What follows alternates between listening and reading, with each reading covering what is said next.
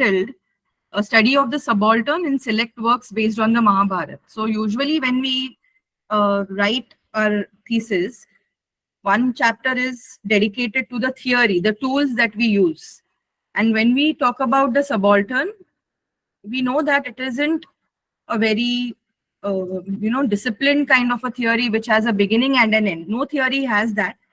There are progressions, there are developments in any theory that is used. However, when we think of the subaltern, there isn't a body called subaltern theory. There was a lot of work that had to go in, because it starts with Gramsci. The term subaltern comes from Gramsci, and then to Indianize it, when we speak of the subaltern in Indian context, and that too applying it to situation in India.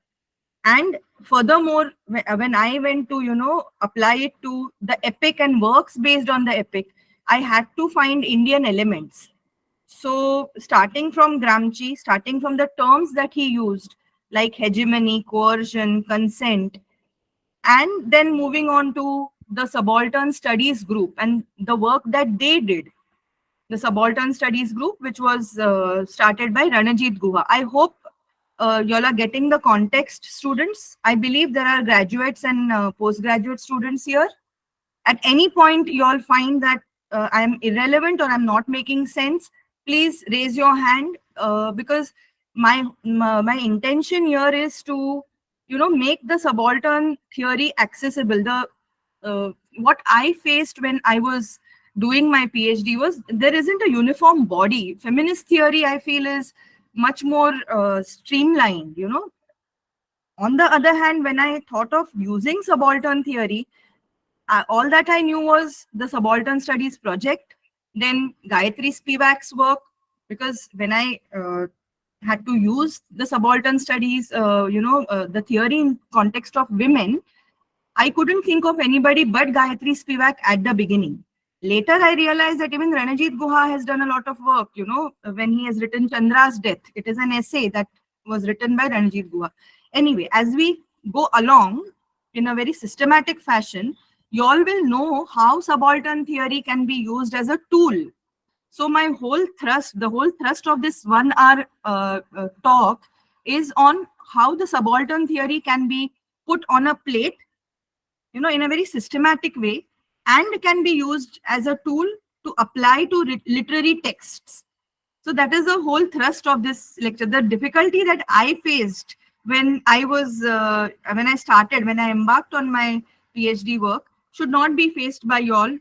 At least it will give you a trailer kind of a thing, how to go about with the subaltern theory, how to begin with the terms that you are familiar with, and how to Indianize it, because most of us would want to use those terms in the context, in an Indian context. So how to Indianize these terms, which have come from Antonio Gramsci. The whole idea of subaltern has come from Antonio Gramsci, and how it has been Indianized, and the transformations that it has seen over a period of time, and in today's context, how to make it relevant.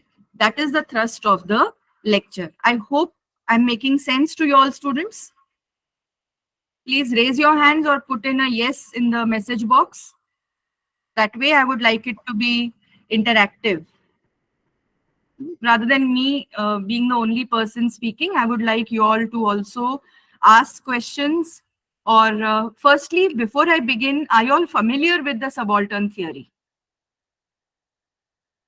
Yeah. What have you all done with reference to the subaltern theory? So I can contextualize my talk in that manner.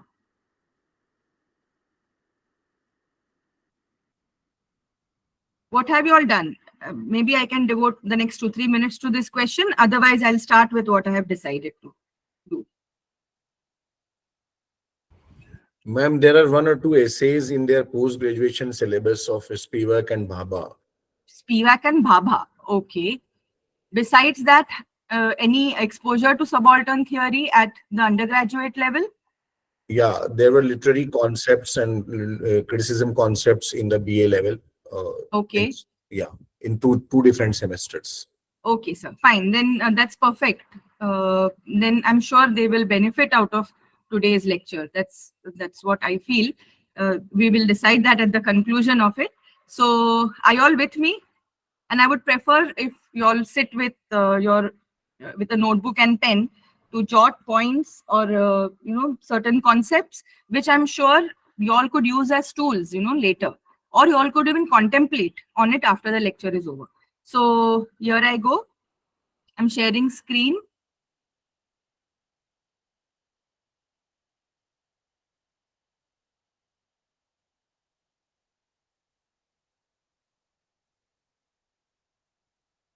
At any point in time, students, you all feel I'm irrelevant, you all can't understand, or you all are unable to follow what I'm saying, please raise your hand, or you can even switch on your mic and talk to me.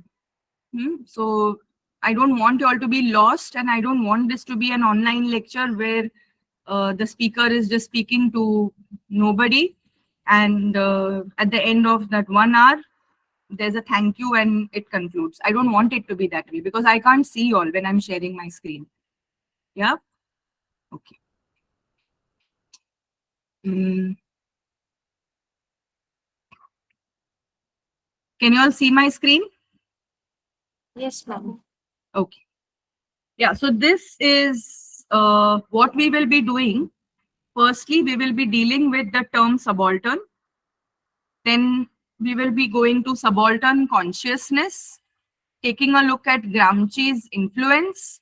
We will be dealing with Ranjit Guha's works, that is his essays, and a very seminal work, Elementary Aspects of Peasant Insurgency in Colonial India, and Shahid Amin's work on Chauri Chaura. So reading against the grain, that has been the thrust of subaltern theory. And the subalternists, they have been what the subaltern studies project has tried to do, at least the first 3 to 4 volumes, is to fill the gaps. Our history, as you all know, has been written from an elitist perspective, and the elitist historiography has left several gaps. So those gaps were filled by the subalternists. Now, how they filled those gaps was by going to the sources, okay, going to the actual sources and trying to delineate concepts which could help them in, unraveling history from a subaltern perspective. That job was done by Ranjit Guha and people associated with him. So we know when we talk about the subaltern, now if we have to put it in very simple terms, the subaltern, the term was used by Gramsci. Now, if we see this, the term subaltern owes its existence to Antonio Gramsci. Now, why did he use it? He used it to escape prison censors in the 1930s, and he used it in the prison notebooks. Okay, so he used this word interchangeably with subordinate, or sometimes it was instrumental to denote non-hegemonic groups or classes. He couldn't use the word subordinate because he didn't want to get caught. He was writing it when he was in the prison. So he didn't want to, he camouflaged the word subordinate with the word subaltern. So subaltern, if we have to find a loose synonym, are the marginalized, people who live on the margins of the society. So by virtue of, later on, Ranjit Guha came with the caste class definition, which is the definition that people refer to when they have to talk about the subaltern, which we will be coming to in a short while. We will also be taking a look at Leela Gandhi's definition and also Ganesh Devi's definition of the subaltern. So the subaltern are people who are marginalized by virtue of their race, class, caste, gender. Okay, so those people are identified as the subaltern. Let us get this fact straight. And this term was used by Gramsci way back in the, he used to escape in the, he used it in the prison notebooks, and he interchangeably used it with subordinate. Okay, now this was Mussolini's fascist government in Italy, and in order to prevent his political writings from entering the public sphere, he used this term. And Ranjit Guha in India, when we come to India, Ranjit Guha, the Wind, beneath the wings of subaltern studies groups was influenced by Gramsci. Okay, so now when Ranjit Guha speaks of the subaltern studies group, he says that the general attribute of subordination in South Asian society, whether this is expressed in terms of class, caste, age, gender, and office, or in any other way. So Guha in 1982 has stated this in his introduction, the prologue to his subaltern studies volume. And he speaks about subordination, and specifically in the South Asian society. Okay, and in terms of class, caste, gender, and office, or in any other way. Now, Gramsci's ideas helped the left-wing scholars and activists to theorize about radical politics that was not only based on workers, but was also able to mobilize peasants as revolutionary actors in their own rights. And Guha was attracted to the concept of subaltern class, which attributed a consciousness to the subaltern subject. Unlike radical Marxist scholarship in India, it did not ignore the dynamics of peasant resistance. So Guha was very different from the people who had a Marxist approach, because he included the peasant resistance.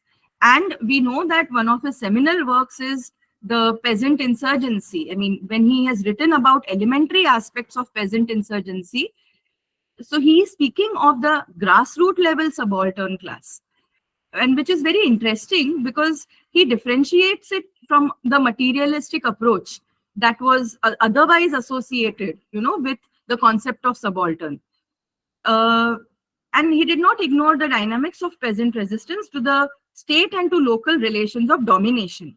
And Guha and his associates were out to create an alternative historiography that would deal with the politics of the people. So the politics of the actual subaltern, what they face and what they have to fight in order to write their own history, in order to reclaim their voice. That is what Ranjit Guha and his associates started with. That was a mission that they began with. Now, so in order to meet this goal, the Subaltern Studies Group, they undertook a project of revisioning and analyzing the position of subalterns in society. Okay, the stated objective of this group was to, if you can see here, it was to promote a systematic and informed discussion of subaltern themes in the field of South Asian studies. So they wanted to bring about a system. They wanted to bring about a method to the studies related to the subaltern, and specifically in South Asia. Okay, so now a subaltern studies group, in order to address various aspects of subordination, dealt with it in its wide-ranging concern with evident history, politics, economics, sociology of subalternity, and with occluded attitudes or ideologies and belief systems, in short, the culture informing that condition. So they wanted to adopt a very wholesome approach to the term subaltern. And it is very important at this point to, pay attention to the economics of the condition of subalternity. See, subaltern studies initially was critical of Marxist categories, and they kept a distance from it. The group tried to keep the material aspect of subalternity. As I just mentioned a couple of minutes ago, they didn't want to get into the material aspect of subalternity, and they wanted it to be in the background. They wanted to focus more on ideas, feelings, moral preferences, actually things that made the subaltern consciousness, the pure subaltern consciousness, removing aside the materialistic concerns. That was the original goal of the Subaltern Studies Group. Now, in order to achieve these objectives, the Subaltern Studies Group, the members, they adopted this approach of reading against their grain. Documents were read against their grain. That was the approach that they adopted. Now, for this, they had to focus on how subalternity was constituted rather than finding their voice. Now, over here, there is a contradiction to Behel. This approach is visible in the work of the first phase. Now, subaltern studies volumes, they came out in phases. Okay, now there were several thinkers, we'll come to the various people and the various contributions in the course of this lecture. See, subaltern studies was not a uniform body at all. There were several thinkers, they came with ideas, and with period of time, their ideas changed also. So at some point when people supported a certain idea, and after a point, they even critiqued their own members. So ideas evolved.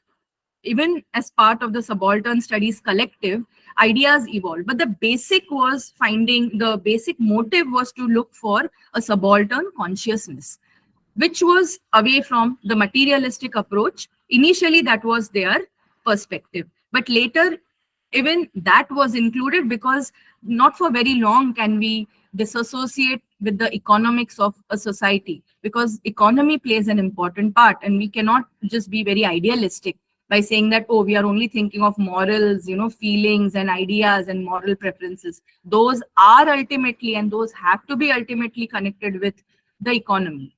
So materialistic perspective cannot be differentiated from the idealistic version of, or the idea of, subalternity. So in order to achieve these objectives, this approach is visible in the first phase, as I said. Now let's take a look at what Leela Gandhi has to say about the subaltern studies group. She sums up the work of the group as, an attempt to allow the people to finally speak within the jealous pages of elitist historiography. So one thing I'd like to definitely mention over here is subaltern studies had the courage to speak against the historiography, the elitist historiography that was being penned, during those times. They had the courage to do that. There were several gaps. I think even now when we think of history is very colored, isn't it? I mean, today we know that the ruling power or the ruling party will always rule the roost. Movies, cinema, art, literature will always reflect, the people that are in power, which is undeniable. And this applies to all times. We see that chapters are included or chapters are excluded according to the government that is in power, isn't it? So that is subaltern. I mean, that is what they tried to do. Then because of that, the gaps occur in historiography. If my ruling party doesn't like a certain thing that is being spoken against it, which is part of history, I comfortably, very casually remove or cut that part away from history, or I include it. And it is irrespective. Let me tell you, students, it is irrespective of any political party. It is a matter of power. Okay, I'm sure you must have read Bhabha's essay. He speaks about power, right? Foucault speaks about power. So when power is in certain hands, they are obviously going to use it for their own, in simple words, for their well-being. And it is irrespective of any political party. And when I have to, I'm sorry, but I'll keep referring to the epic. Even the Mahabharata, when we speak about the Mahabharata, we find that at some point it was the Kauravan epic. Kauravas are the ones who are the villains in the Mahabharata, the epic Mahabharata. So at some point it was a Kauravan epic. But as history changed hands, as power changed hands, it became a Pandavan epic across times. And it is an accretive epic. It is not stagnant. So the same thing is about our history also. The same applies to the history of our nation. And that is what the subalternists tried to do. They tried to find these gaps where the voices of the marginalized were silenced. Okay.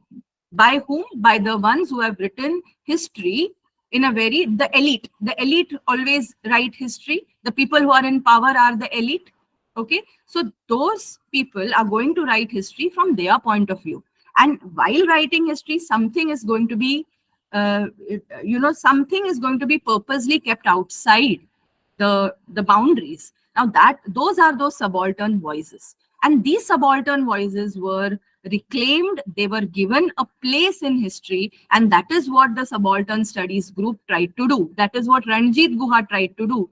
And in elementary aspects of peasant insurgency, he has identified, many points like ambiguity, negation. How did the peasants find their voice? They found their voice by using all these terms which we will be discussing: ambiguity, negation, uh, and many more. And the same thing was done by Shahid Amin. He has taken up the Chauri Chaura incidents, and how Gandhi, the Mahatma, the way he has viewed him in the text, even that is a reading against a grain of history. So that's a very big contribution made by the subalternists. Now the female voice, the voice of the women, Gayatri Chakravarti Spivak's essay, "Can the Subaltern Speak?" It's a very, I think it's a very difficult essay to understand, difficult essay to read. I mean, if you read it for 5 to 6 times, after that, can you glean something from the essay? Towards the end of it, she speaks about Bhuvaneshwari Bhaduri, and who was a distant relative of Spivak, and she had to do certain things at a certain that coincided with her physiological condition. And that is the crux of the essay. That is of relevance to the women's voice in Gayatri Chakravarti Spivak's essay, which most of us miss out. And we need to use that bit from our essay when we have to think of reclaiming women's voices. So she also has done service in her own way, by including that part in her essay, which comes at the fag end of her essay. Ranjit Guha's Chandra's death deals with women's voice, and that came as a critique. Gayatri Chakravarti Spivak critiqued the Subaltern Studies group by saying that there was no reclaiming of women's voice done by the Subaltern Studies group, I mean the members. So Ranjit Guha took it upon himself to deal with women's histories, and that is his contribution. Chandra's death, the essay, is a contribution which can be used as a tool in understanding how women's voices have been hushed and how there was no solidarity, and because of which women were unable to find their voice. So all those things are connected. And once we get to the roots of anything, can we find the tools that we can use and apply for our research? So one thing I'd like to tell you all students is, when you all embark on your doctoral work, do not use ready-made tools that are available. Read texts, read original text by these scholars, and look for your own tools which you can apply to the texts that you have taken up for analysis. Okay, now coming back to Leela Gandhi, she sums up the work of the group succinctly, and which has defined itself as an attempt to allow the people to finally speak within the jealous pages of elitist historiography, and in doing so to speak for or to sound the muted voices of the truly oppressed. So that is what I just said. People who are kept out when the elite write history, that is a job that was done by the subalternists.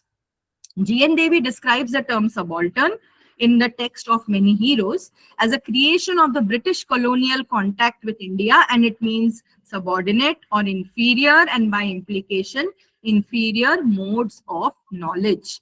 The subaltern historiography seeks to re-establish the balance of knowledge by demonstrating that the inferior is made through discourse of power and politics. So who decides who is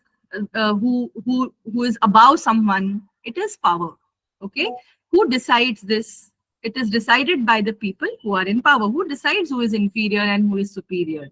Okay, so this is nothing else but the play between the play of power and politics. Okay, now this chapter was, now since this, as I told you, this is a chapter which is, and I purposely did this. I purposely did not prepare a PPT because I didn't want to lose out. I wanted to place an example before, since I spoke to sir, he said there are going to be postgraduate students as well.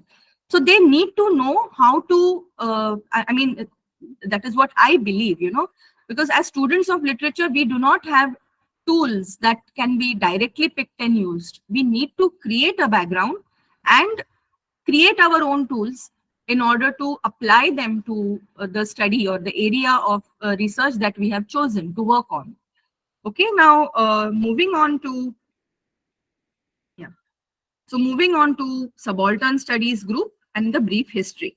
So he collaborated. Guha collaborated with Shahid Amin, David Arnold, Partha Chatterjee, David Hardiman, Gautam Bhadra, Dipesh Chakrabarti, and Gyanendra Pandey with the aim of eliminating the elitist bias in academic research and writing. So that was their goal, to remove the elitist bias. And Schwarz has expressed that the objective of the Subaltern project was not so much uncover a new object for history writing, but it showed how history is to be written, okay, by including the voices of the suppressed. That is how the history has to be, that is how history needs to be rewritten.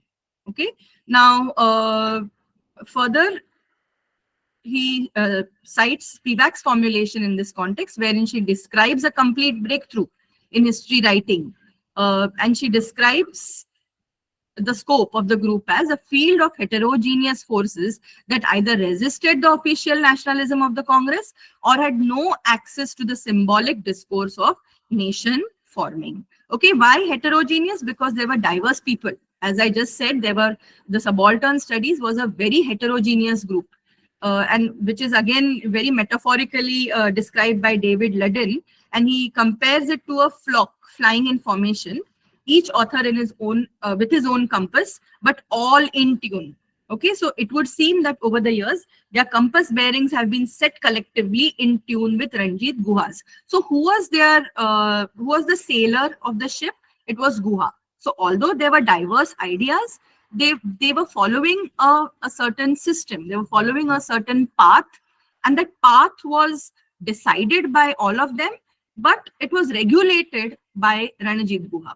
Okay, so they have flown collectively into currents of theory and research that were more his home territory than theirs when the project began. So the brain behind it would be right to say that the brain behind the project was of Guha's. The ideology was that which was etched out by Guha, and these people, although they had different ideas, they were kind of towing the line that was created or that was carved by Guha. And that is why they could, they could come together as a Subaltern Studies collective. They could form a Subaltern Studies collective in India. So they began their work in 1982 and they published essays in a series called Subaltern Studies. Now, Vinayak Chaturvedi, in his insightful essay titled A Critical History of Subalternity, he charts the progress of the Subaltern Studies group, and he opines that the idea of class was not altogether abandoned. As I said, the materialistic aspect, the class aspect of the subaltern was not completely deleted. It was one of the several factors while analyzing the subaltern condition. So Guha's intervention gave an opportunity to Marxist scholars associated with the group and even outside the group to script new political histories of colonial India without having to abandon the traditions of historical materialism. Okay, so they had plural theories, they had several theories that helped in understanding the diverse nature of subaltern politics. Okay, so and towards this, as I earlier mentioned, the names of various scholars who were associated or who were part of this collective, the contribution of David Hardiman, Partha Chatterjee, Dipesh Chakrabarti, they provided three approaches to rethinking class. And it was in Hardiman's writing that class and caste converged. So class, caste, Partha Chatterjee linked it with Marxian social theory, with Foucauldian notions of power to argue for community. Dipesh Chakrabarti argued while a Marxian political economy provided powerful explanations for working class history. So his central concerns about the particular logic of culture or consciousness. So each one of them came with their own perspective, which was contributing to the subaltern studies group and which was adding on to the knowledge of subaltern studies. Okay, so for example, Chakrabarti worked on jute mill workers of Bengal under the British rule. And why is his work unique? Because he brings the culture element along with the class element in order to study their primordial. What is the meaning of primordial? They are raw, raw loyalties. People are loyal, right? And even that was analyzed with regard to culture and class.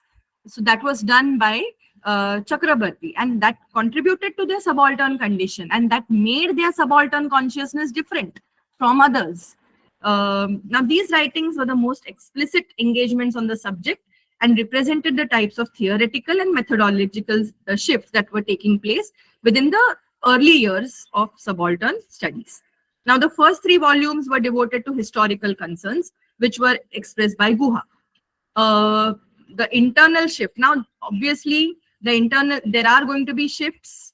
When you talk about a theory, no theory is going to remain the same. There are going to be changes. So the internal shift, we can see that with the convergence, while the convergence of social history with cultural history was celebrated, others had become more skeptical of the project's foundations within the discipline of history. Now, within the group, there were shifts towards discipline of history, towards literary theory, cultural criticism, feminist theory, post-colonial theory into subaltern studies. So all these were brought in to study subalternity in a different way. Okay, although well beyond the project's Gramscian's Marxist origins. So Gramsci was just the beginning point, and from there people went very far when they brought in the current cultural, social, and the class dimension, the caste dimension, the gender dimension was brought into the study of the subaltern. It didn't remain. The study didn't limit itself to a unidimensional focus of having a Marxist leaning. It went beyond that, much beyond that. Okay, so now Gayatri Chakrabarti Spivak has expressed this shift by articulating that the methods and practices the subalternists had taken up in their writing about the subaltern condition were in fact closer to deconstruction. And she found the practice of revisionist historical writings at odds with the methodology adopted by the subaltern studies group. So she felt that it was more closer to deconstruction, and it was moving very far away from what the subaltern studies group started with and the methodology that they adopted, because deconstruction is different from reading against the grain. That was the contention of Gayatri Chakrabarti Spivak. Okay, now Ranjit Guha's attempt at recovering a pure subaltern consciousness in elementary aspects of peasant insurgency in colonial India was equivalent to Marx's notion of class consciousness. Now, Spivak found this as bestowing a false coherence to a much more complex and differentiated struggles of particular subaltern groups.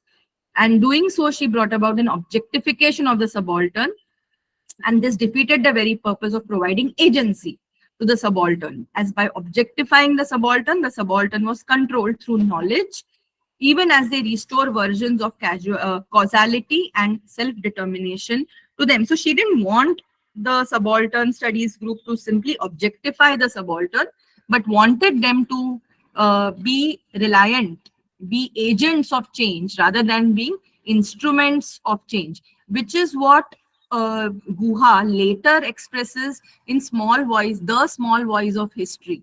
That is an essay by Guha where he says that the small voice of history should be heard and should be registered. So peasants or people who are protesting should not be mere instruments, but they should bring about change. They should be agents of change. So these critiques were also well taken by the subaltern studies group members. So it was purely intellectual. The whole idea, the members were evolving, and they took critique well. They took the critique well.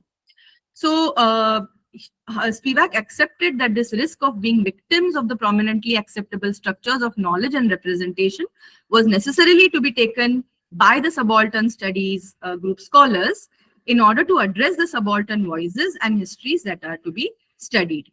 Okay, yeah.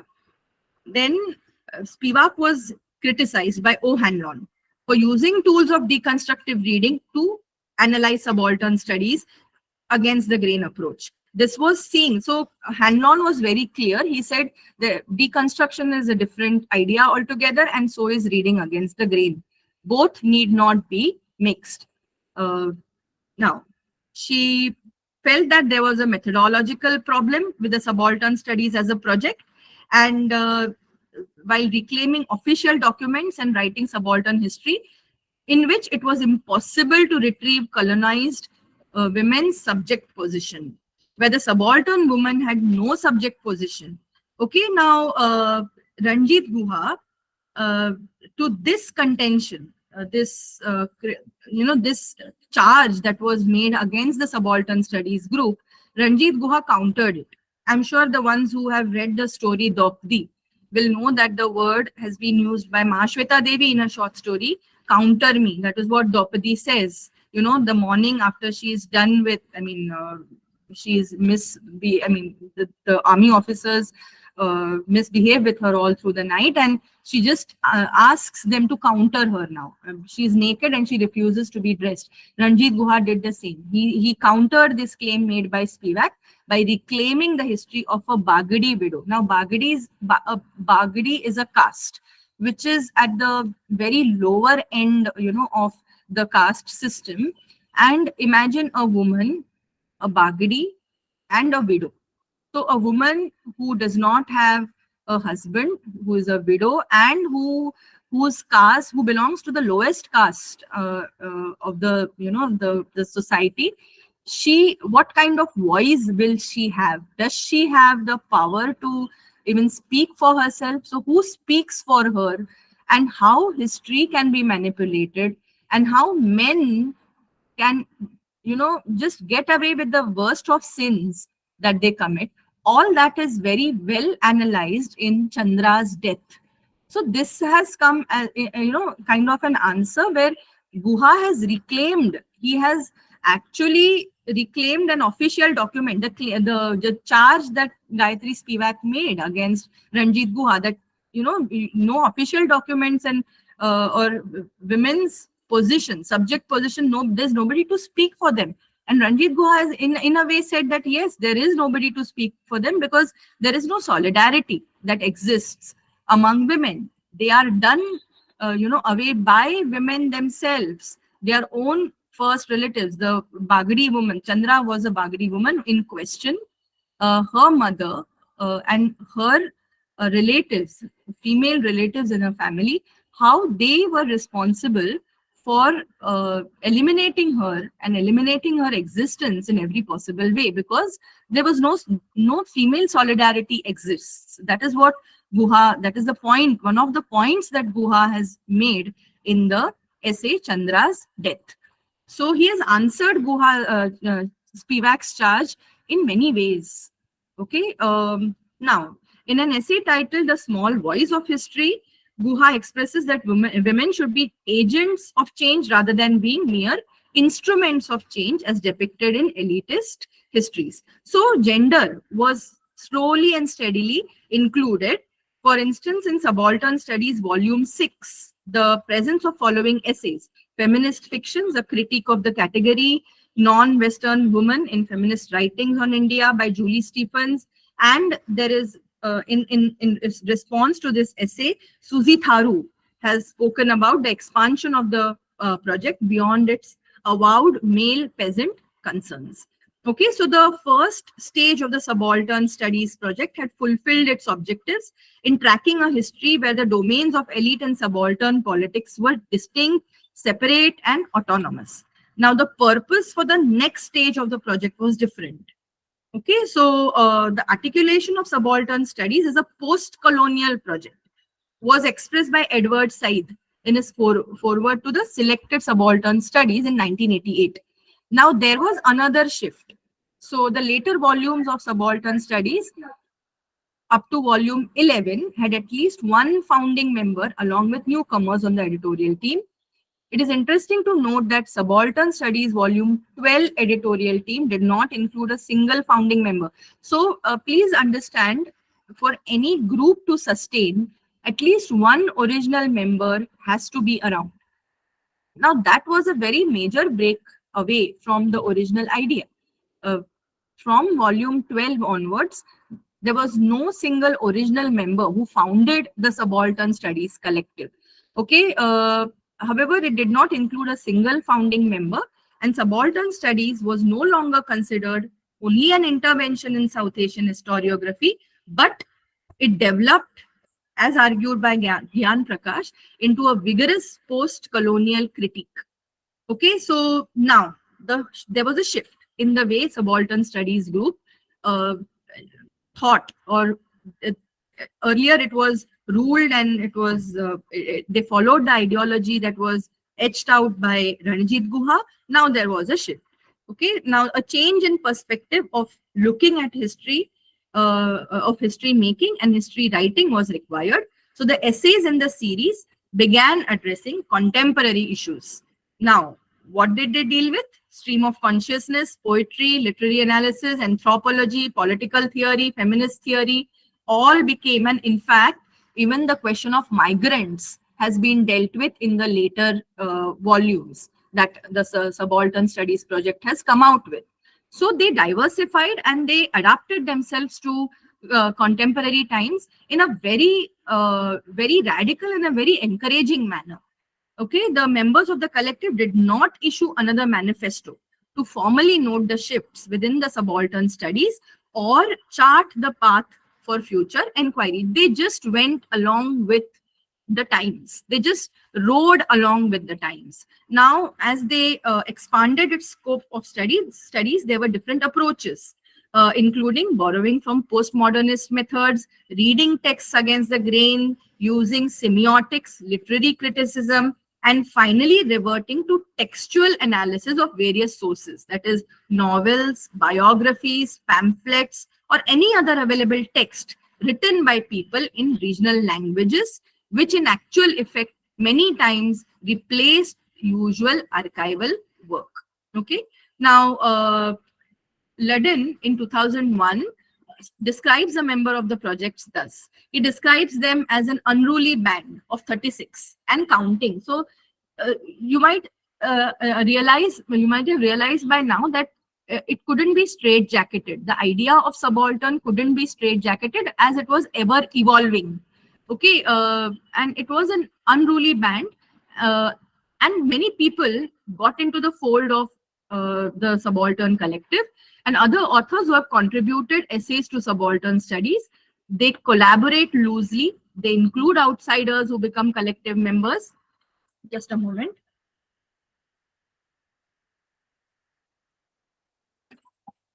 Insiders who left the project, students who came up through ranks, each brings something specific. Okay, to cite a few exemplars, Sumit Sarkar stands for the project's early commitment to social history. Gayatri Spivak launched a literary turn in the mid-1980s, followed by Sudipta Kaviraj, Amitav Ghosh, Gyan Prakash, Julie Stephen, Suzy Tharu, Kamla Vishweshwaran, Tejaswini Niranjana. They brought the gender into view.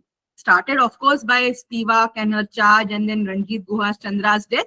But later on, there were many, like Suzy Tharu, Kamla Vishweshwaran, Tejaswini Niranjana, and Julie Stephens, who brought the gender and the women's question was problematized, was analyzed as part of the Subaltern Studies Collective. Now, it would be appropriate to cite a few essays quickly. The Imaginary Institution of India by Kaviraj, The Slave of MS-H6 by Amitav Ghosh, Prose of Otherness. Now, why am I mentioning the titles of these essays? To just show the diversity of topics that came to be part of, the Subaltern Studies Collective later. So the post-colonial turn, so to say, was reflected through the diverse areas that were collected, that were, now part of the Subaltern Studies group, which originally started from Gramsci and then Guha and his associates, and it moved, with subaltern consciousness, which earlier didn't want to even include the materialistic aspect, but later on, however, they included the perspective of class. Then came gender, caste, and then the post-colonial shift, and how it slowly and steadily included contemporary issues in its fold. So we can see that the imaginary institution of India, the prose of otherness, speech silence, and the making of partition violence in Mewat by Shail Mayaram. By the way, Shail Mayaram has worked on the Mewati Mahabharat. Now, Mewati Mahabharat is a folk representation of the Mahabharat, and it is sung by the Muslim Mirashis. It is performed even to this date in Mewat, and it is a syncretic text where the residents, I mean the people, the inhabitants of Mewat claim their ancestry to the Pandavas. So Shail Mayaram has done a lot of work on the Mewati Mahabharat, and so making and partition, that is what she has worked on in the essay titled the Speech Silence and Making of Partition Violence in Mewat. So by Shail Mayaram. Then Problems for a Contemporary Theory of Gender by Suzy Tharu, Tejaswini Niranjana, Outside History, and all this. I mean, you can read all this, A Space for Violence, Anthropology. So just see the wide variety of issues that are taken care of in just see the poetics of resistance, investigating the rhetoric of the bardic historians of Rajasthan. So right from folk literature to folk representation of epics, to gender, to caste, class, everything is taken care of as part of the Subaltern Studies collective. Now, it is interesting to note that with the change of hands, the enlargement of the scope of Subaltern Studies series is evident.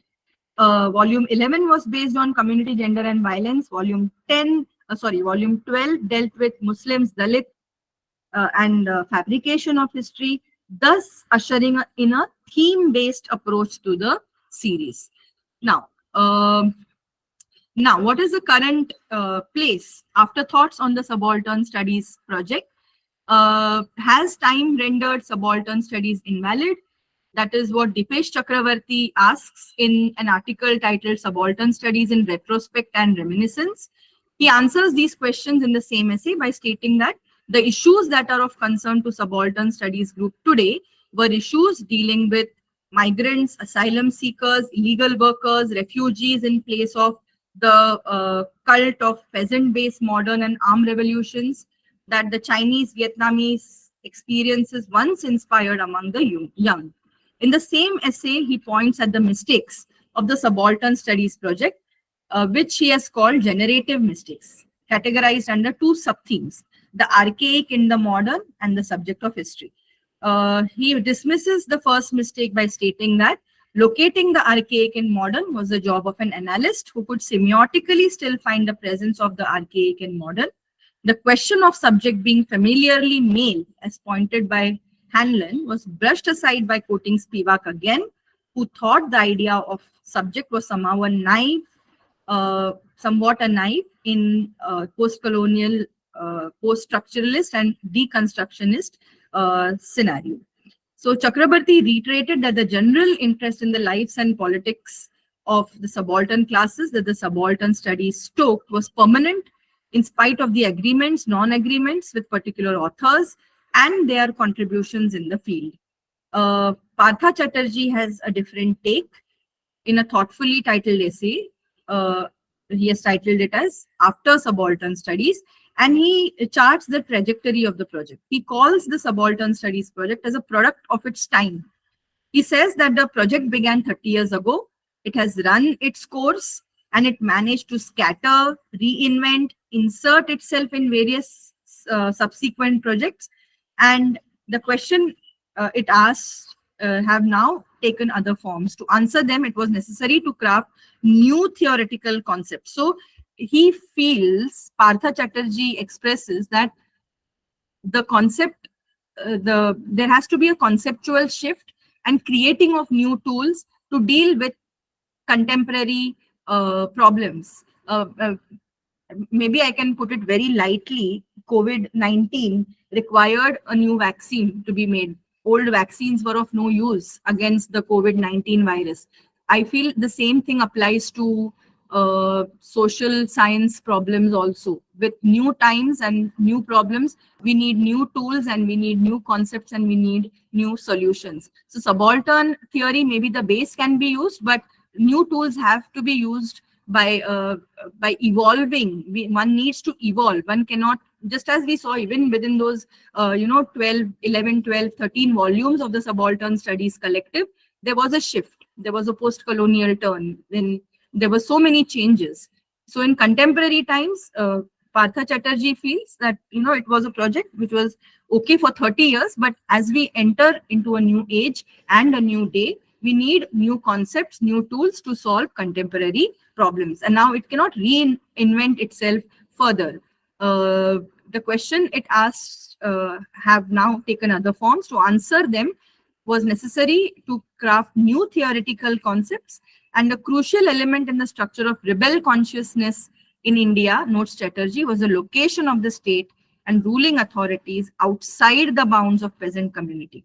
However, the widening of the apparatuses of governmentality has transformed the quality of mass politics in India in the last 2 decades, as the activities of the government have penetrated deep into the everyday lives of rural people. Now, this is a very important thing.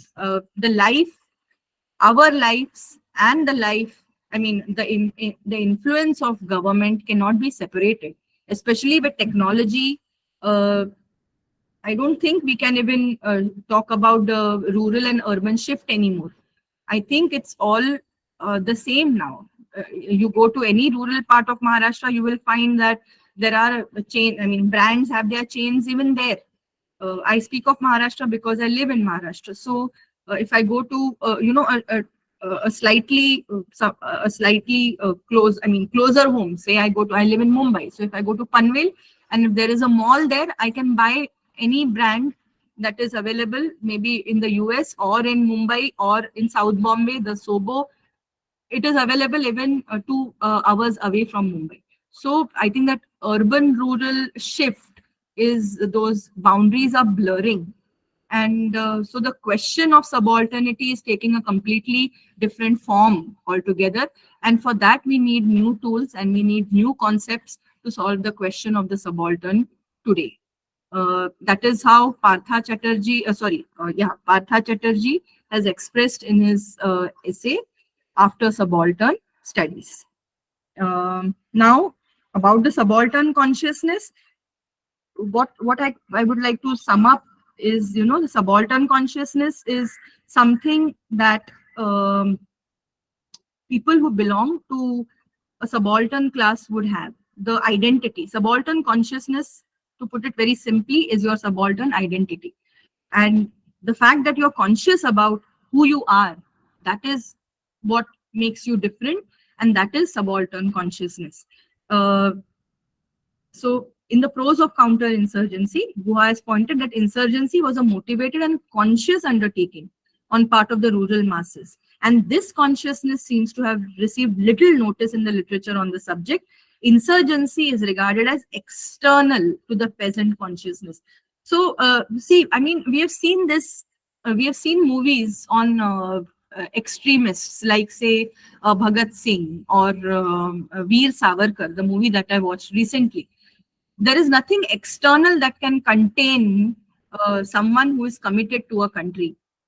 How much ever, when I saw the movie, it's recently released, and Randeep Hooda has played the major role. He has played the main protagonist. He has played Veer Savarkar in the movie.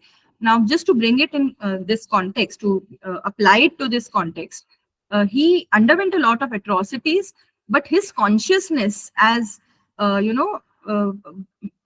his loyalty to his ideology could not be contained by the external atrocities that he was afflicted with. That consciousness, in fact, strengthened, and that is the consciousness that Ranjit Guha speaks about. So insurgency is not external. Insurgency, that is something that is within a peasant. It is something that is a part of a peasant which cannot be contained by external atrocities.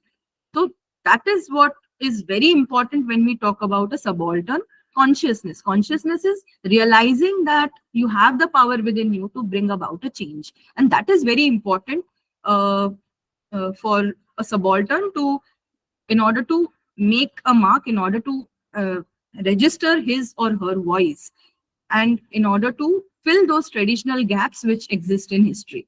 That is what Ranjit Guha and his associates began the group with, to read against the grain and to write a completely new history and erasing elitist historiography. That was their objective. Yeah. Now, the pros of counterinsurgency, as I told you earlier, Gramsci's influence. There are several concepts, that have been suggested by Gramsci, and mainly we have these concepts like hegemony. What is hegemony? What is coercion? What is consent? What is the national popular? What is the southern question? All these concepts that were framed by Gramsci were very interesting, and we use them. See, we use the concept of hegemony very unknowingly in our day-to-day life. The concept of coercion, we coerce people. Teachers coerce students, no? We do it so very innocently, very innocuously it is done by us. We hegemonize, right? We take their consent for granted. So that is hegemony, that is coercion, okay? And what is the national popular? What is the southern question? Now, all this was in the context of Gramsci and his condition in Italy. Now, that can be used when we have to create tools. And I'm sure if we read the prison notebooks, we will and we familiarize ourselves with these concepts, we can use them: domination, subordination, hegemony, resistance, revolt. Now, these concepts can be used, and they can be, we can change them and adapt them to create tools to apply in contemporary contexts. So, so this is what I thought I could deal with. And yeah, and here Ranjit Guha and Shahid Amin. So Ranjit Guha's elementary aspects, as I told you, he came up with concepts like negation. Guha states that the identity of a subaltern was in negation to his superiors. Okay, he has also referred to the Ati Desa function. Now, what is negation? Negation is appropriating signs of authority for themselves. So those who used to rank lowest now ranked above everybody else. The British described the Coles as endeavoring to excite the lower order against the higher. So Guha insightfully refers to the inversions that take place in real life, that the dominant cultures in all traditions, we just celebrated Holi, right? So the concept that was introduced by Bakhtin, the carnivalesque, if you can use that, it is reversing the order. During Holi, we all have a license to behave the way we want to behave. So there is no distinction while celebrating the festival of Holi. Okay, and the same concept is expressed by Bakhtin when he speaks of when he came up with this concept of the carnivalesque. Like during a carnival, there were no class distinctions, and that was the time when inversions took place in real life, that the dominant culture in all traditional societies allowed. These reversals are to be simulated at regular calendric intervals, and they get a sacred touch by ritualizing. So rituals, festivals, carnivals, Hindu festivals, where there is no distinction between the high and the low.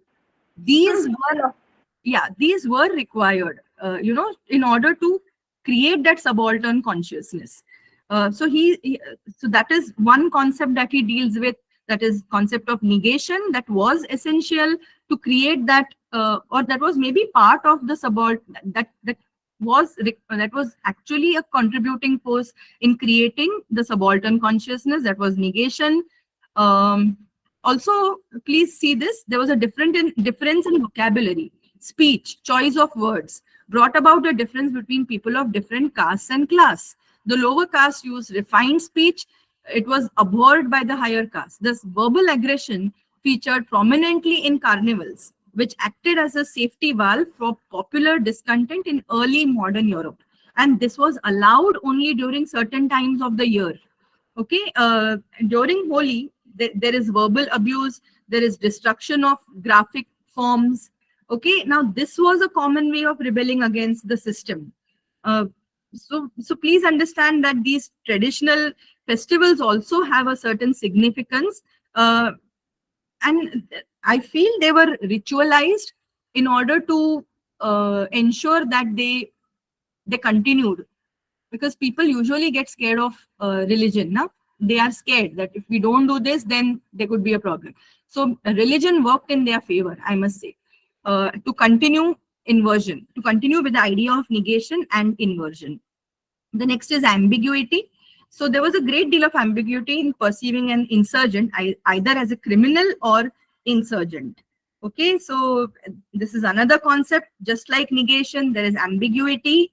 These are tools. Actually speaking, if we read this text by Ranjit Guha, elementary aspects, these are tools that he has very, very clearly explained through his chapters. The next is modality, which involves modes of opposition which were used by insurgents. Okay, so what were the different modes? They were looting, plundering, burning, wrecking, and they even there's something peculiar. See the way they dressed. You know, the leaders dressed up specifically for the whole. Dress also, the way one dresses also has a lot of semiotics to it, isn't it? So Santals were forced to submit their bows and arrows and battle axes, sacrificing knives, as well as the drums. And these were the insignia of rebellion. The hunt that was undertaken was exclusively a male undertaking. Okay, women were also part of the rebellion, and so there was a lot of rebel consciousness, and the body was the one difference between one person and the other. The peasant violence stopped short of killing, not out of compassion, but out of the failure to overcome the fully spiritual conditions of his subalternity. The next is solidarity. Okay, solidarity is togetherness that was required for peasants to come together. The next is transmission, that is how messages were spread across. There were different ways of spreading messages also, verbally and non-verbally. And Guha draws attention to the role of circulating chapatis for transmitting messages. This also gained religious and political significance. The next is territoriality. It was another feature of peasant rebellion. Uprisings were unable to transcend the local borders. And the moment they went beyond that, their protest gained a larger, it covered a larger area and gained larger significance. Okay. Now, so in his epilogue, he expresses that insurgency was seen through enemy's eyes, thus a mirror image of things was witnessed. Figure of insurgency, its common forms and general ideas are described in great detail. Task of historiography was to interpret the past in order to help in changing the world, and such a change involves radical transformation of the consciousness. So the same thing was done by Shahid Amin in Event, Metaphor, Memory, Chori Chora. So the same thing, reading history against the grain. Similar kind of an approach was adopted by Shahid Amin, and it's a brilliantly written piece, which I would suggest. It's not very long. If you could, dedicate some time and read this piece by Shahid Amin, it will provide you with great insights of re-looking at history and reconsidering it. Now, lastly, coming to the essays of Ranjit Guha, I will quickly just mention the names. The first one is The Small Voice of History, which I just mentioned some time back, where Guha speaks of, agency, women being agents rather than being instruments of change. That is, the small voice should become a roar. That is what he suggests. Career of Anti-God in Heaven and on Earth is a brilliantly written essay on, religion, myth, and subalternity. Now, he traces the reasons for subalternity through religion and myth, and that are fossilized. okay, to support the view of the dominant classes. It is a brilliantly written essay, and how religion is fossilized so that it supports the elite. That is what he has problematized in this essay titled "Career of an Anti-God in Heaven and on Earth." It has to be read to understand what he wants to say. And lastly, Chandra's death, as I told you, as I mentioned, Chandra was a Bagri woman belonging to the nether end of the caste, the gamut of castes that exist in the Indian society. And being a woman, being a widow, what was her plight? Did she have a voice? And how could a voice be reclaimed? That is problematized in Chandra's death. Now, women and subalternity, we have women like Nivedita Menon, seeing like a feminist, bodies, constructing bodies through interplay of societal rules, culture and materialistic aspects, all those things. Uma Chakravarti, engendering caste. If we have to think of, analyzing the gender problem, these texts can be used and tools can be delineated. So I think I'm through with my talk for today. Yeah, this is Chandra's death, where Guha foregrounds gender, and it is her history that is reclaimed by Guha, and it is the first of its sort by a member of the Subaltern Studies group. So, yeah, it's a very interesting essay. And lastly, Can the Subaltern Speak, where she speaks about Bhuvaneshwari Bhaduri and her condition, who hanged herself in Calcutta. And Spivak finds Bhaduri's suicide. She committed suicide, and the practice of sati as two sides of the same coin.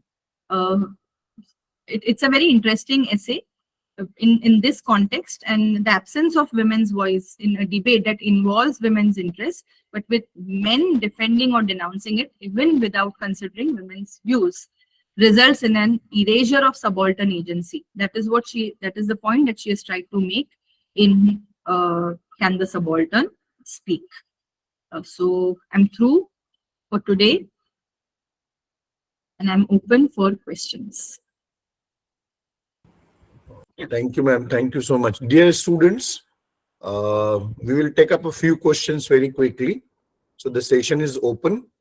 Please unmute yourself and you can ask your question, or you can put up the question in the chat box also. Please go ahead quickly.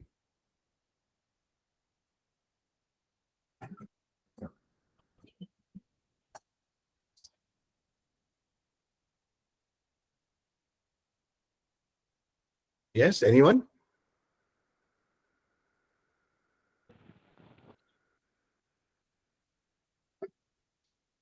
Ma'am, I think that they are thinking about their questions. Let them come up with it later. Sure. I have a small query. Yes, sir. Or rather, you can say it is just an inquisitiveness, nothing more than that. That matlab, how can we put diaspora literature and the partition literature and the Dalit literature within subaltern studies? ये मैं थोड़ा सा सोच रहा था कि ये जो three literatures are there, we call about the literatures in migration, calling it diaspora literature. We call about we were writing a lot about the tragedy that happened in the Indian subcontinent called partition. So we have a good number of partition literature. And we certainly have a very upcoming and a very much talked about field called Dalit studies or Dalit literature. Right. So how do you, as an expert of subaltern studies, as a scholar of subaltern studies, see it, I mean these three literatures as a part of subaltern studies, please? Sir, it all boils down, to put it in a single sentence, it boils down to agency, reclaiming your power, be it partition literature, be it Dalit studies, or even diaspora. In case of diaspora, the question is slightly different. There we are dealing with the elites. When we are talking about diaspora, more often when we see diaspora literature is written by the privileged.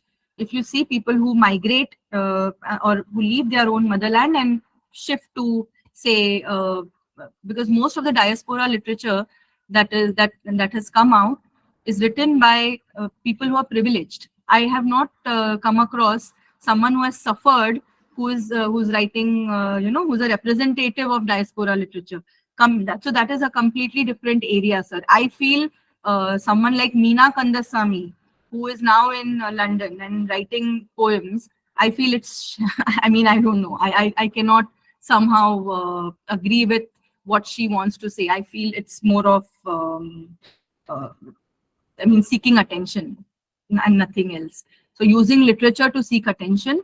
Um, uh, but yes, when we talk about Dalit literature, there are Dalit autobiographies that are written, and women are writing. Dalit women are writing. Even today, Dalit women are writing their autobiographies. There is a lot of Dalit literature. There is a lot of literature on Dalit food. So basically, they are writing, they are voicing their feelings, they are voicing their thoughts. And I feel that's the first step to reclaim what was not given to them. I cannot say what is lost, but what was their due and what wasn't given to them, what they didn't take. Actually, nobody gives us anything, isn't it? It's a question of agency, and it is a question of reclaiming your power. They reclaim their power through the act of writing. And also, I feel the policy makers are acknowledging their presence now. So Dalit literature, the Dalit question, I feel will no longer be relevant, sir, in the next 10 to 15 years, maximum 20 years, because people are today, they are aware and they are alert of their rights, which is the thing that should have been done long ago. But that is what the Subaltern Studies group has dealt with, isn't it? The gaps in history, the gaps that remained in history. And to a great extent, I would say, when we talk about Dalit, we find that Dalit literature mainly comprises the Hindu Dalits, right? So we have the Dalit, the people who belong to the Dalit castes. I mean, the women from those castes, or even the men. For instance, Jutan has been written by Valmiki. Now he has written about the atrocities that were meted against people belonging to his caste. Now that is a way of registering his protest. So through literature, you are registering your protest, and that is what the Subaltern Studies collective has always wanted to happen, isn't it? The gaps that existed. And the same thing is with partition. Partition was a very sorry thing that happened, in the history of our country. And partition literature definitely can be, it can be that part of history which was missing because people were in no state to speak for themselves at that point in time. But now they are opening up. Now they're speaking for themselves. We even have a partition museum. So that is reclaiming. So it all boils down to reclaiming your power and your agency. About diaspora literature, I feel it is hyped. The angst and the pain, and I'm sorry to say, then come back to your motherland. Who has forced you to create diaspora literature? Fight as the struggle the way everyone, I think, is struggling, sir, in this nation. Why do people go out? It is out of economic and financial concerns. I mean, that is how I look at things. If you feel that you're going for greener pastures in countries abroad, I mean, to foreign lands, then you have to accept the cons that come with it. You're going there with a very clear-cut objective of making more money, to put it very simply. So why do you want to have that angst of the memories and all that? Nobody has forced you to go there. So I basically cannot identify, or I don't think Subaltern Studies ever wanted to, answer or deal with these kind of things, because this is something that is invited. But yes, with partition literature and with the literature, Subaltern Studies does speak of gaps in history, and the tools that they have come up with and the tools that can be applied can be definitely located in the Subaltern Studies collective, because those problems were inherent, sir. They were not, they were created, but people suffered for no fault of theirs, be it the Dalits or be it the, victims of partition. But the same thing doesn't apply, or maybe, yes, to the labor. I mean, the indented, the labor, the migrant laborers, it wasn't in their hands. So the sufferings of those people, even there, if they have spoken to reclaim their agency, then yes, definitely the Subaltern Collective has an answer. But for people who are going in search of greener pastures, I don't think Subaltern Collective would provide any answer for that. Thank you, ma'am. Thank you so much, ma'am. Such a satisfactory answer. Rohit car, तुम्हारे answer का question हम लोग दे देंगे, how to select a PhD topic that we can give it in the class. Yes, ma'am, there is a question in the chat box. Shaista Rahman is asking, as we know that both new historicism and subaltern studies are concerned with the relationship between literature and history, my question is how we can differ in their theoretical conditions? There is a very thin dividing line between new historicism and subaltern studies. And according to me, both of them have to adapt to contemporary times. As Partha Chatterjee, we dealt with his essay about what after subaltern studies. So the same thing applies to new historicism. The ground rules of both the theories are more or less the same, Shaista. You will agree with me on that point, right? If you think about applying those theories to contemporary times, both of them need to adapt to the changing times and have to evolve. I mean, let us not go into the differences that exist between historicism, because there are several similarities that are present between new historicism and the subaltern theory.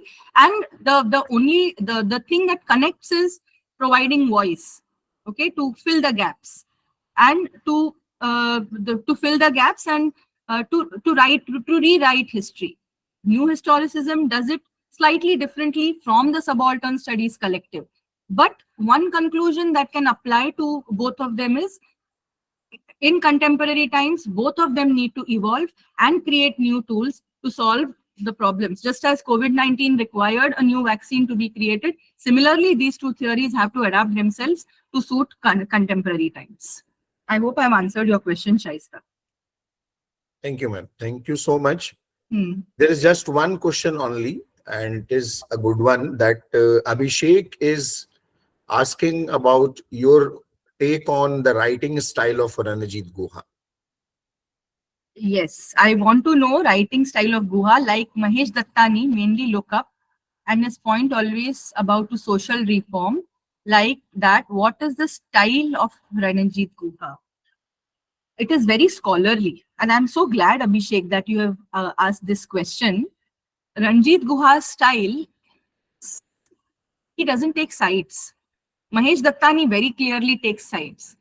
I taught a play by Mahesh Dattani, which was the communal, which was on communal disharmony. Which was that play? I'm unable to recollect the name. Just last semester I taught the play, and it was brilliantly. Mahesh Dattani writes, and he is very explicit in his expression. Ranajit Guha is just the opposite.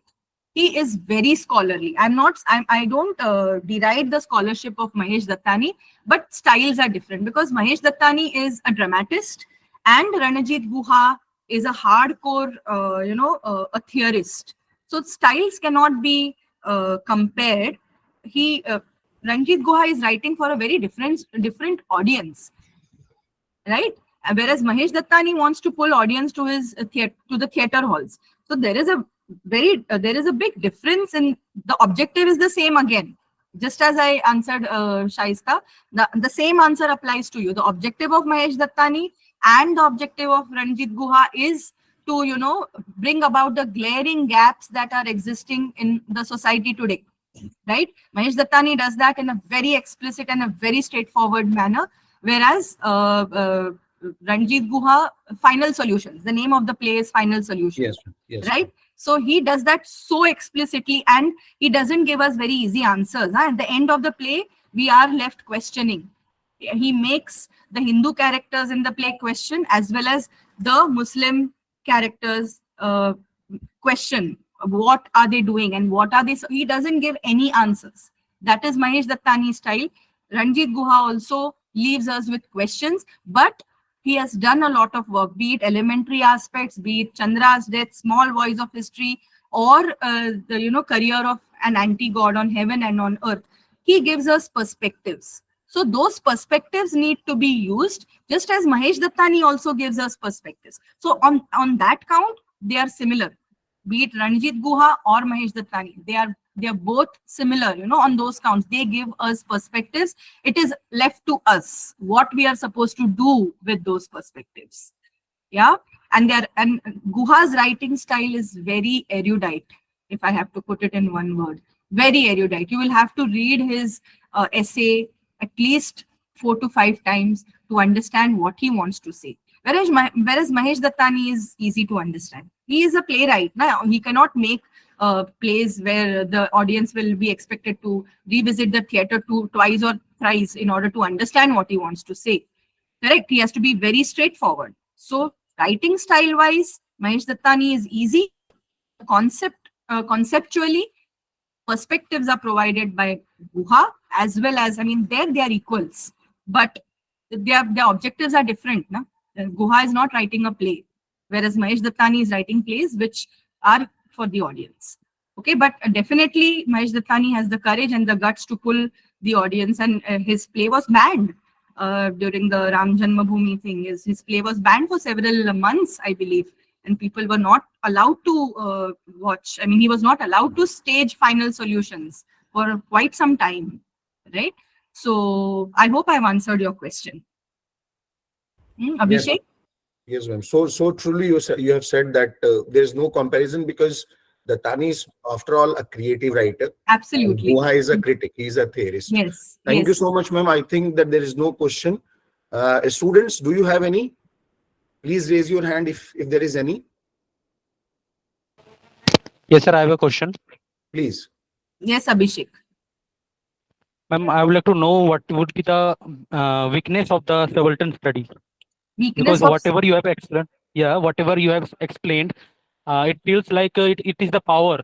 So I would like to know the weakness of Subaltern study, according to you.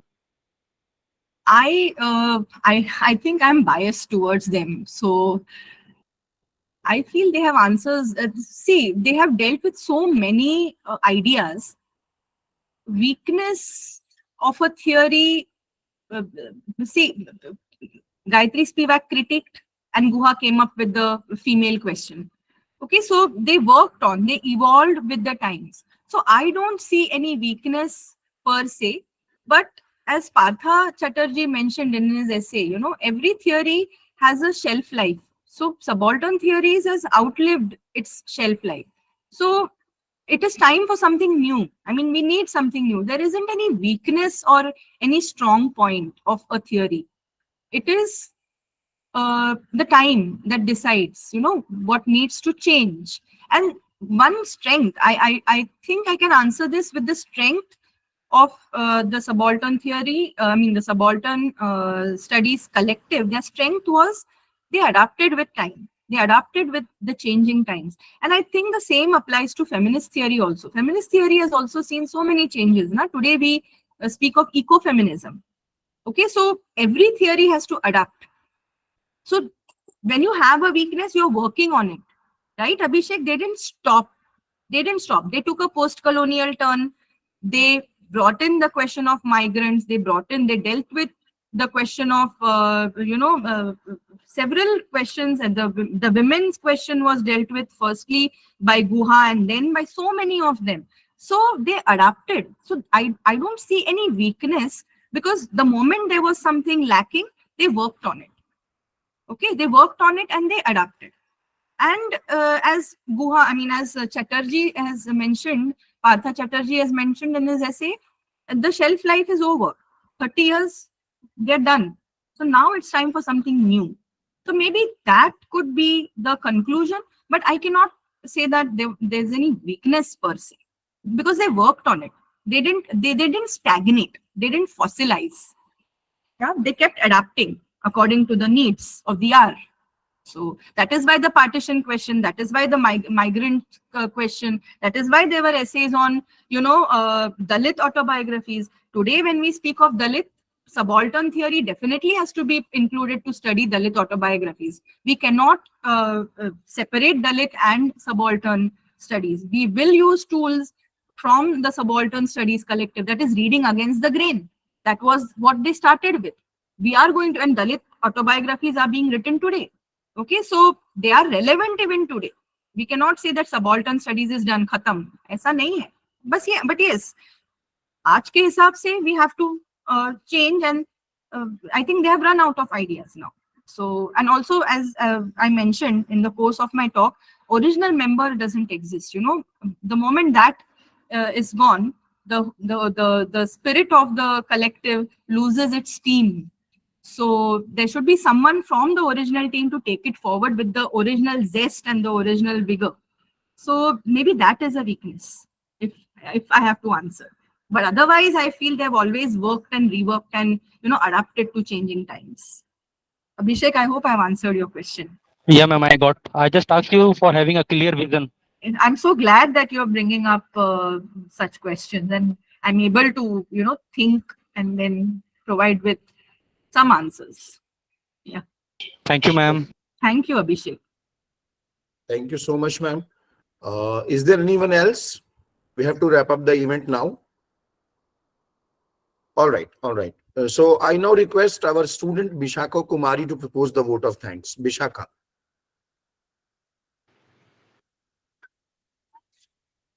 A warm good afternoon to one and all present here. I am Vishakha and I am pursuing my master's from PG Department of English, Karim City College. As we draw the curtains on our enlightening and thought-provoking online seminar, E-Academy, it is my honor and privilege to extend a heartfelt note of gratitude on the behalf of the department to all those who made this event a resounding success. First and foremost, I extend my deepest appreciation to our esteemed speaker, Kirti ma'am, for sharing her profound insights and expertise on the nuanced topics of subaltern studies. Your enlightening presentations have enriched our understanding and ignited stimulating discussions that will resonate with us long after the seminar. I would also like to express our gratitude to all the participants who actively engaged in the seminar, contributing valuable perspectives and enriching the discourse with their thoughtful questions and reflections. Furthermore, I extend our sincere thanks to the PG Department of English for the organization and seamless execution of this seminar. A big thank you to each one of you for being with us. It has remained a pronounced pleasure. Thank you. Thank you so much, ma'am. Thank you, Vishakha, for those words, for those kind words. I hope I was of some help. And this 1 hour, I hope I have made some change, through this presentation, small presentation. And thank you, sir. Thank you, Dr. Yahya Ibrahim, for having thought of inviting me. It was pleasure to revisit my thesis and be of some use to you. Thank you so much, sir. Thank you, ma'am. Thank you so much. Thank you, students. Thank I'll you. take your leave now. Have a great day. Sure, ma'am. Sure, ma'am. Thank you so much, ma'am. Thank you.